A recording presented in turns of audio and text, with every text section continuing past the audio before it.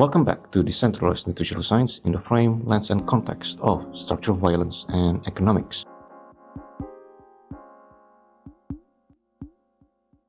This author worked to introduce a new video series titled Postscripts. What these postscripts are is a sharing of omitted out Final Cut Pro 10 sections that were actually omitted and or removed from their Final Cut published uploads within YouTube video essays and dissertations and or any other standalone presentations that didn't actually make it into the final editing for a wide number of reasons, ranging from the constricted timing, the need for readability and overall viewership accessibility to make sure that each and every standalone presentation remains consistent and of all things relevant and concise, even if however difficult that may seem.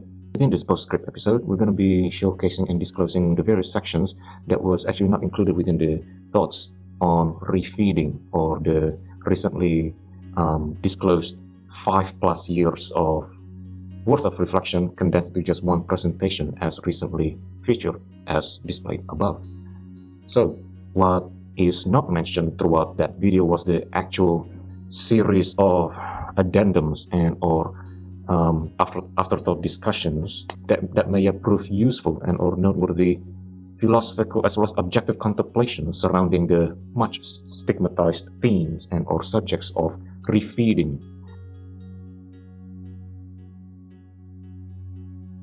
What this video presentation would like to implore upon is to help us reframe our way of thinking, to no longer be submissive towards collectivism semantics, but rather towards one's own introspective, self-inquiry opportunity. Nothing more, nothing less.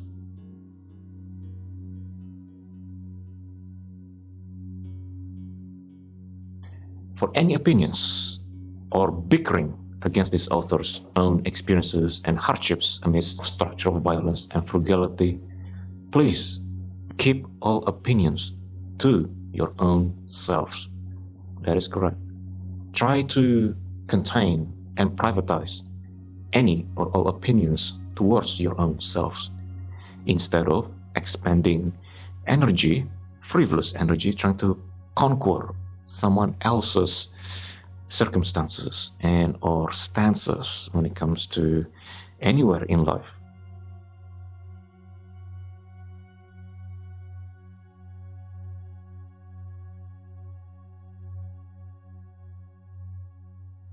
The life of a cyclical keto plus intermittent fasting is not about gaining or losing something.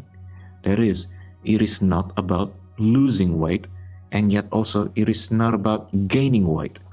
It is not about gaining muscle forever, and yet it is also not about depraving of oneself forever either.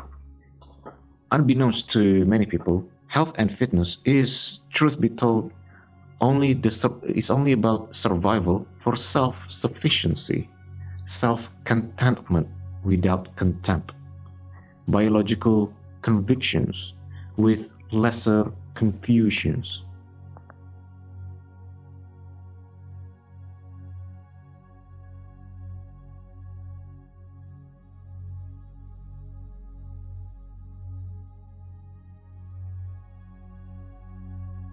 Does this mean that this disregards all other dogma because of the fact that they're useless or ineffective? No.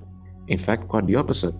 Cyclical keto plus intermittent fasting is actually respectful and kind enough for all dogmas, as such that it actually respects each of them in their own isolated context, in their own isolated manner, as according to the cyclical norms of economics.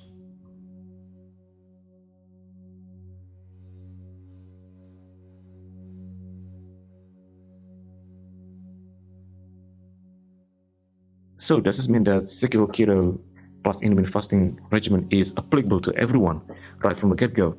Unfortunately, absolutely not.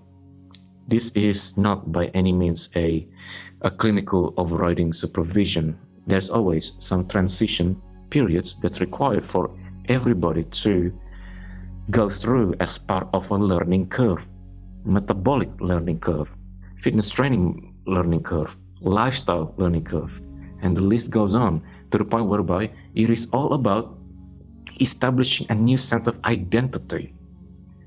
Take helm and take ownership, even if refeeding, binging, and then followed by purging seems nihilistic and or semantically depressive, lawlessness here and there. It's once again, semanticism have no place, believe it or not, when it comes to scientific inquiry, scientific exploration, and in this case, scientific, individual, existential brainstorming.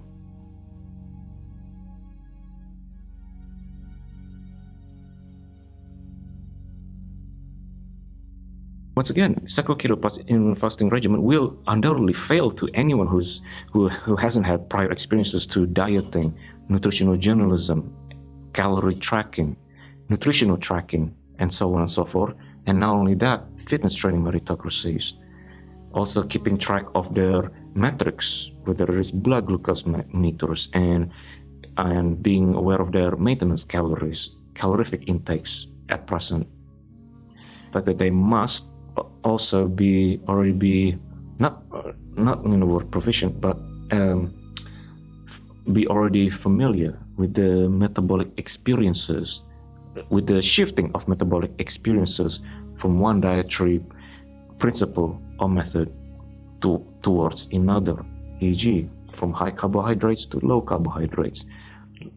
And even before that, just simply a matter of calorie cycling in and out.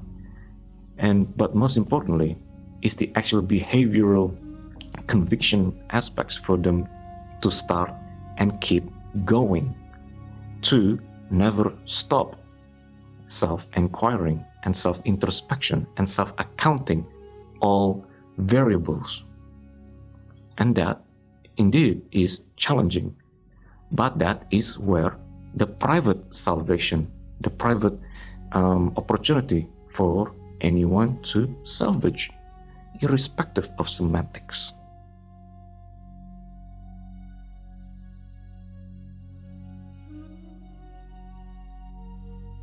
There is much more that can be said surrounding cyclical keto plus intermittent fasting.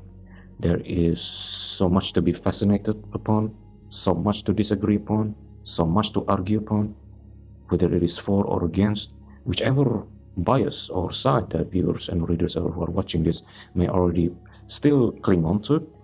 It is nevertheless a good way to remind ourselves that health and fitness is not about a crisis of methodology, although yes, subjectively speaking, methodology always is critical to determine either success or failure. But then again, it's not a crisis of methodology, but a crisis of ownership, a crisis of privacy.